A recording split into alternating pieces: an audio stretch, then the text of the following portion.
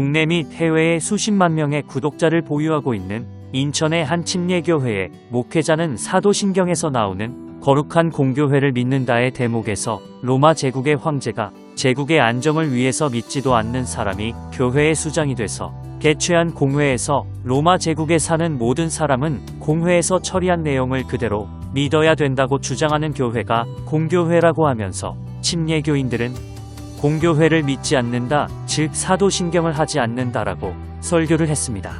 가톨릭 교회에서 나온 프로테스탄트들, 즉 16세기 종교개혁 이래 로마 가톨릭 교회에서 분파한 각종 기독교회에 귀속한 개신교인들이 공교회를 믿는다는 내용의 설교를 했는데요.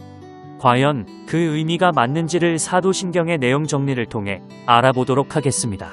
첫 번째, 전능하사 천지를 만드신 하나님 아버지를 내가 믿사오며의 영적인 의미를 알아보도록 하겠습니다.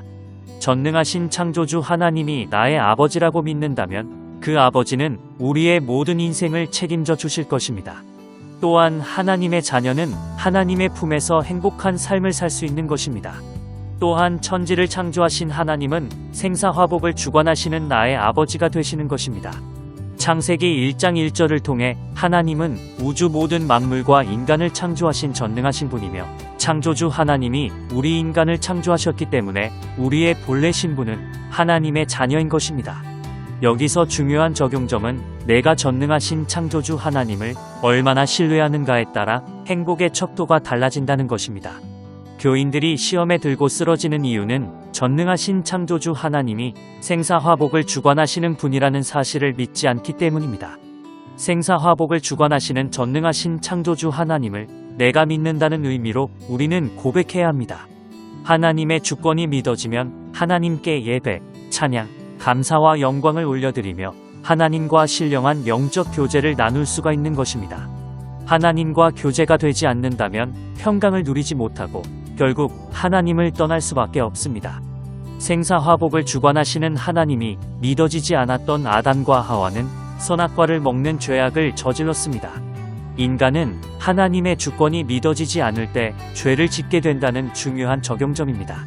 인간의 선행, 율법, 은사나 체험 등으로는 구원의 조건이 절대로 될 수 없음을 알아야 합니다. 두 번째, 그 외아들 우리 주 예수 그리스도를 믿사오니의 영적인 의미를 살펴보도록 하겠습니다. 그 외아들 우리 주 예수 그리스도를 믿는다는 의미에서 그 외아들이라는 의미는 유일하신 아들이라는 의미입니다. 유일하시라는 의미는 천하인간에게 구원을 얻을 다른 이름을 준 적이 없는 분, 즉 예수 그리스도를 의미하는데 예수님만이 하나님을 만날 수 있고 주라는 의미는 주인님의 뜻으로 주님은 나의 구원자이며 내 삶의 주인 되심을 고백하는 의미가 되는 것입니다. 예수라는 의미는 하나님의 다른 이름이며 구약시대에는 여호와, 신약시대에는 예수로 불려졌는데 여호와의 이름을 부르는 자는 구원을 얻으리로다는 복음성가 가사의 의미처럼 구원자라는 의미를 가지고 있는 것입니다. 헬라어 그리스도의 의미는 히브리어로 메시아 즉 기름 부음을 받은 자로 성령 하나님을 부어주셨다는 의미를 가지고 있습니다. 구약 시대에는 선지자, 제사장, 왕 등에게 기름을 부었는데 선지자는 하나님의 뜻을 백성들에게 전하는 자였으며 제사장은 인간의 죄를 속죄하기 위해 양을 잡아서 제사를 드린 자였습니다. 왕은 나라를 다스리는 자인데 이 세 가지의 직분을 가진 사람을 그리스도라고 하는 것입니다.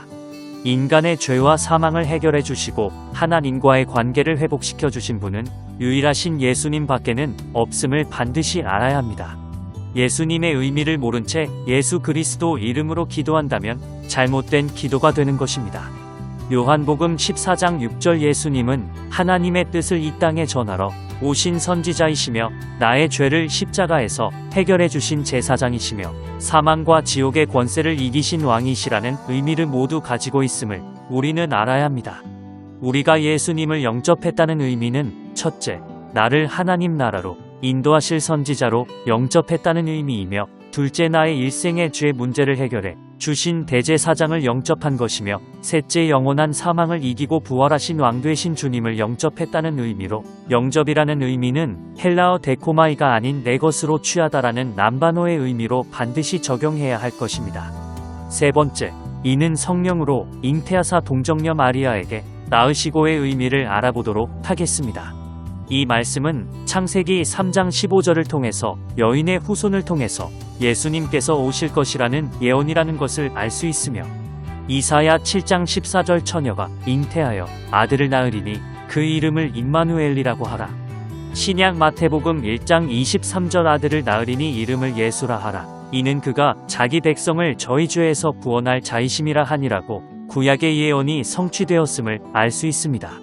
실제로 처녀 마리아가 남자와 동침하지 않고 성령으로 잉태를 하게 되었는데, 당시 약혼녀 마리아에게 잉태하게 하신 이유는 법적 보호를 받게 하기 위함이었음을 알 수 있습니다.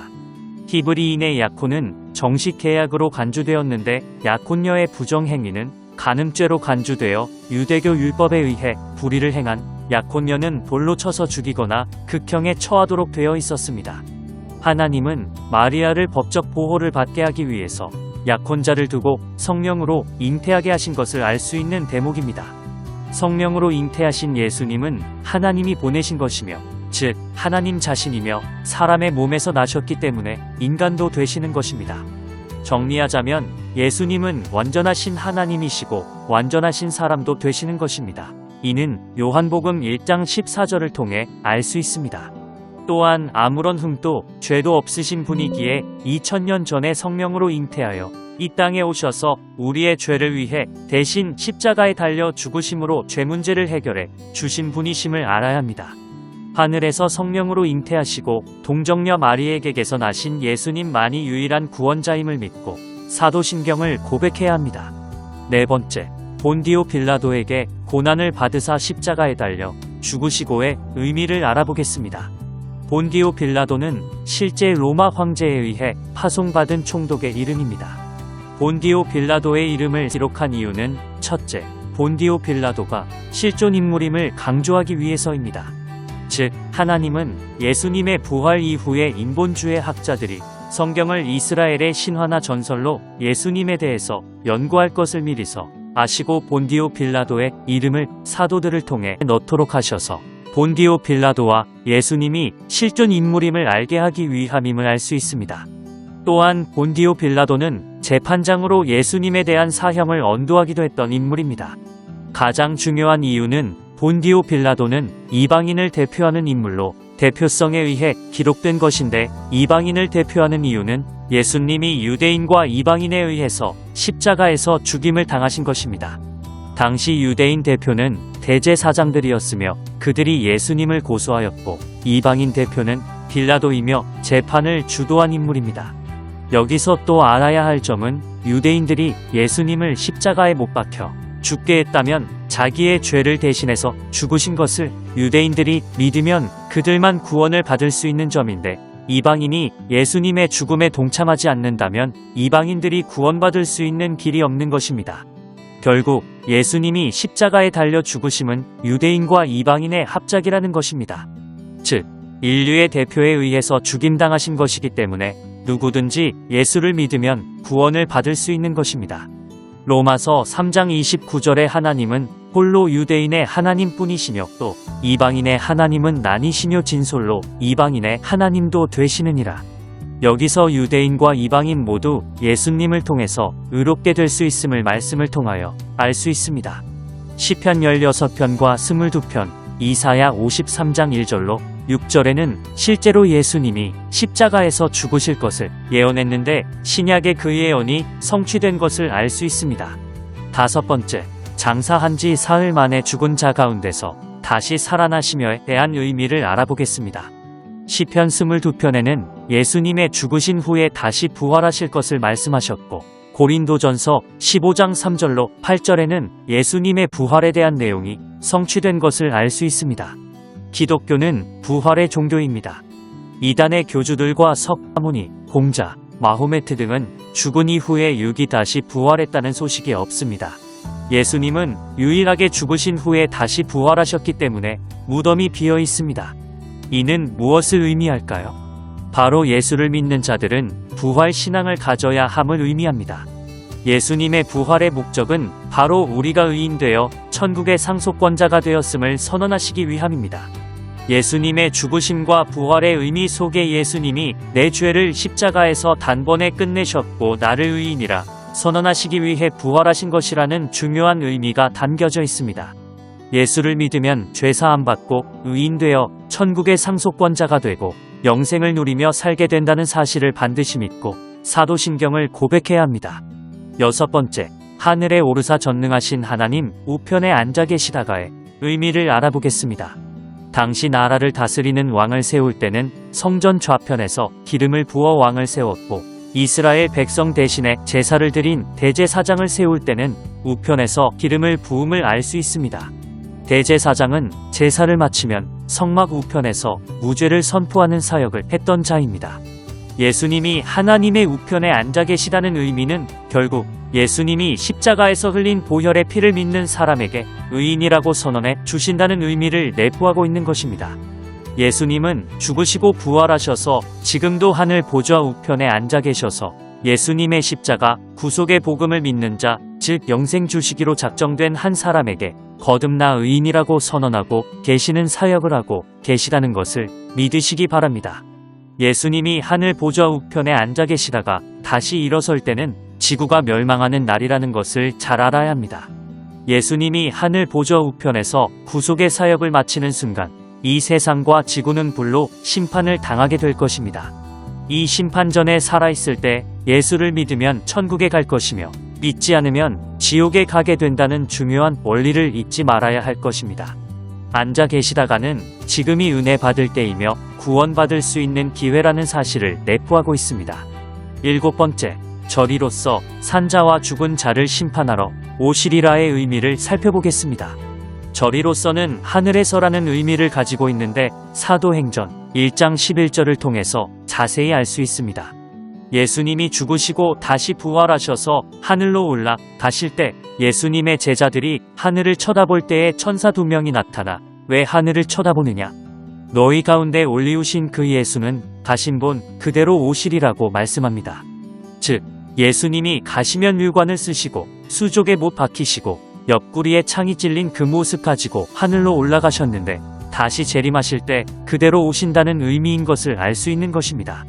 결국 땅에서 태어나서 자란 인간이 자신을 가리켜 재림주라고 하지만 예수님은 하늘에서 오실 분이기에 이단의 교주들은 절대로 재림주가 될 수 없는 것입니다. 하늘에서 오신 예수 외에는 절대로 그 누구도 재림주가 될 수 없음을 미리서 사도신경에 기록해 놓고 계신 것입니다.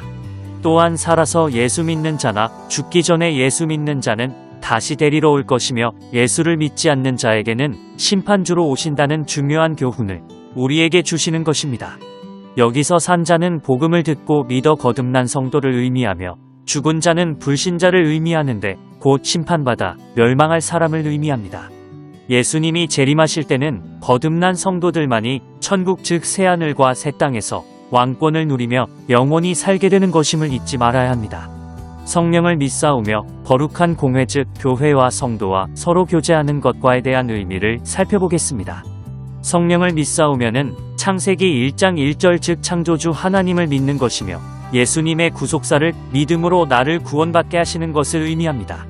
즉 성령께서 나의 마음속에 임하셔서 믿어지게 하시는 것을 믿습니다라는 의미를 가지고 있습니다. 공회 또는 교회는 에클레시아를 의미하며 성도가 서로 교제하는 것은 구원받은 성도가 서로 모여서 교제하는 것을 의미하는 코이노이아를 뜻합니다. 우리의 믿음이 지속되지 못하는 이유는 성도 간의 교제가 없기 때문입니다. 교제를 통하여 믿음이 성장할 수 있습니다. 옛 번역본 사도신경에는 거룩한 공회라고 했는데 이를 새 번역에선 느 거룩한 공교회라고 번역했습니다.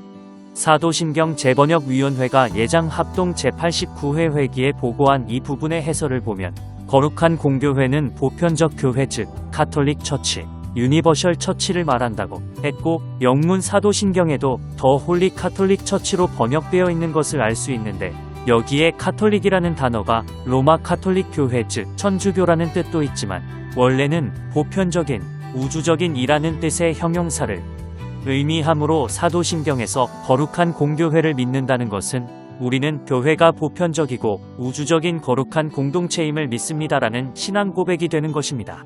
이처럼 교회 공동체 즉 코이노이아는 교회의 거룩성과 교회의 보편성이라는 두 가지 특성을 가지고 있는 것이 특징임을 알 수 있는 대목입니다. 마지막으로 죄를 사하여 주시는 것과 몸이 다시 사는 것과 영원히 사는 것을 믿사옵나이다에 대한 의미를 살펴보겠습니다. 여기서 몸이 다시 사는 것이란 신령한 몸으로 부활을 시키시는 것을 의미합니다. 하나님께서 사도신경을 통하여 구속사를 이루는 목적은 뭘까요? 바로 우리에게 영원한 생명을 주시기 위해서입니다. 영원히 사는 것을 믿사옵나이다. 라는 의미는 영생을 주시려고 성부 하나님이 구원의 계획을 세우신 것, 성자 예수님이 그 계획을 성취하신 것, 성령께서 내 마음속에 오셔서 이 모든 사실을 믿게 하신 것을 믿는다는 세 가지 의미를 가지고 있습니다. 요한복음 5장 24절 내가 진실로 진실로 너희에게 이르노니 내 말을 듣고 또 나 보내신 이를 믿는 자는 영생을 얻었고 심판에 이르지 아니하나니 사망에서 생명으로 옮겼느니라. 과거의 죄와 미래의 지을 죄로 인해 구원이 절대로 취소되지 않는다는 말씀입니다. 사람들이 구원받기 전에 심판을 받는 것으로 합니다. 예수님이 이미 죄 문제를 십자가에서 해결해 주셨는데 인간이 지은 죄로 다시 심판을 받는다는 것은 맞지 않습니다. 구원은 갚아야 된다는 것은 잘못된 것입니다.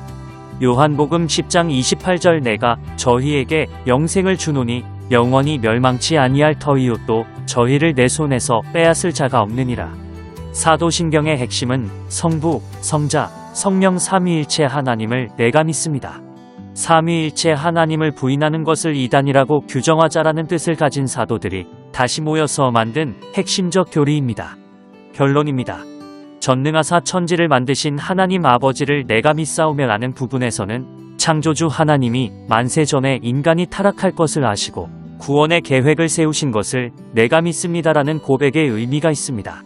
그 외아들 우리 주 예수 그리스도를 내가 믿사오니라는 고백 속에는 성자 예수님이 나를 향한 구원의 계획을 성취하신 것을 내가 믿습니다라는 고백의 의미가 담겨져 있고 성령을 믿사오며 속에는 성령께서 하나님과 예수님이 성취하신 구속사를 내 마음에서 완성하신 것을 믿습니다라는 고백의 의미가 담겨져 있습니다.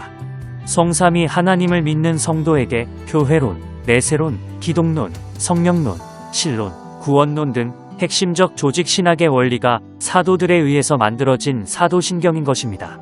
사도신경의 원리에서 벗어나거나 사도신경을 하지 않는다면 스스로 이단이라고 드러내는 것임을 바로 알고 바른 믿음을 가지고 신앙생활을 하시는 복된 그리스도인들이 되시기를 바라며 이상으로 마치겠습니다.